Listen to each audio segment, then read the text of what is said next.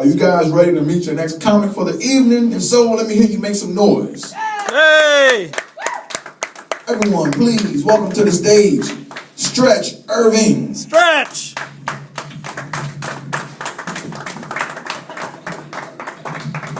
My kind of guy. Hey, I want to know, did anybody come here to get high tonight? Anybody? Or is anybody going to get high later? No. Fine then, you know what, I'll just do it myself. See, I can get high too. Alright. Okay. Bear with me tonight. I'm just taking this new medicine, and one of the side effects is short-term memory loss, so please bear with me tonight. Okay. I also want to talk for a minute about perspective. You know, you say tomato, I say tomato. You say horse, I say dog. You see eye to eye, I see eye to boob. That's a little short humor. Alright, one other thing. Speaking of, excuse me, short-term memory loss again. But speaking of milk, I once had a job as a milkman until the population of my neighborhood kind of got smaller. Don't get that, okay?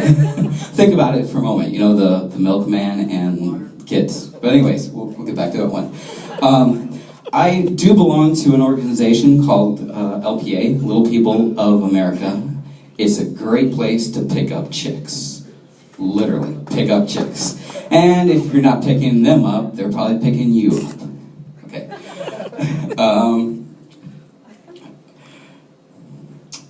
Let's see here.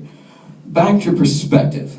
Clean up in aisle 3. I used to work in a grocery store. You hear that all the time. It doesn't really sound like a big deal in a grocery store, but I always wondered, what would it mean if you worked in an adult bookstore? Gross. Okay. People ask me all the time, they say to me, well, which one of the 7 dwarves are you?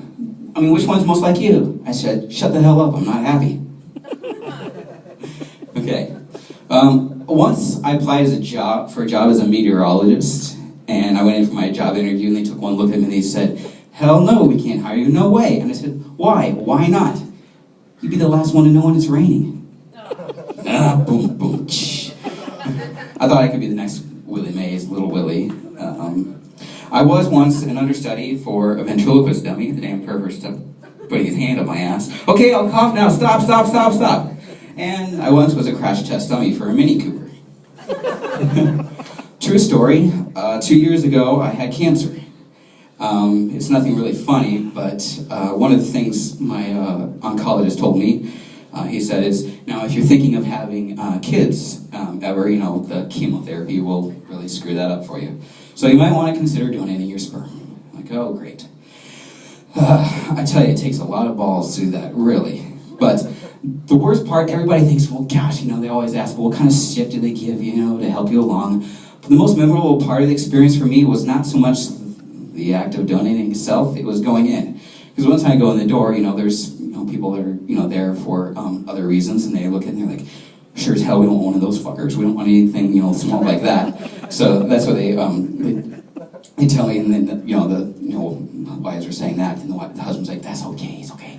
He's here just for the free porn. So then I go in, you know, and do this stuff, and well, you go in the door, and the nurse, the technician, whatever you want to call the person, you know, it's like, okay, here's your cup. Now when you're done with this, just put it on the table and we'll get it later. It's like, wait, what kind of, you know, things do I get? What kind of, like, materials, you know, because I kind of get, you know, like writer's block.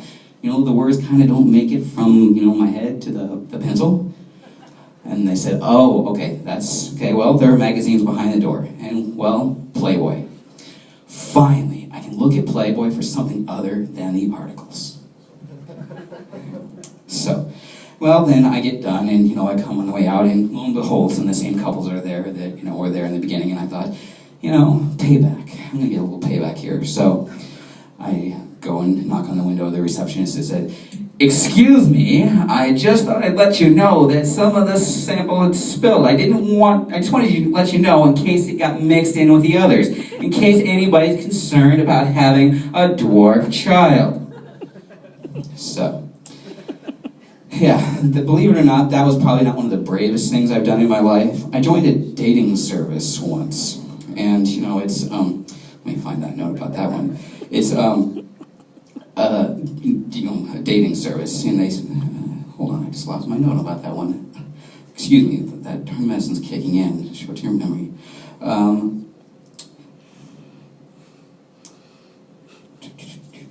Oh well. So that's not, again, the most embarrassing thing I've ever done. But one thing I want to tell you, though, is I love it when people come up to me telling me a short joke thinking it's the first time I've ever heard it. Like people say, are you vertically challenged? I'm like, yeah, and from what the ladies tell me, you're horizontally challenged. So yeah, I just want to tell you, I'll just keep it short tonight. So I'm Michael Irving, thank you very much. Hey.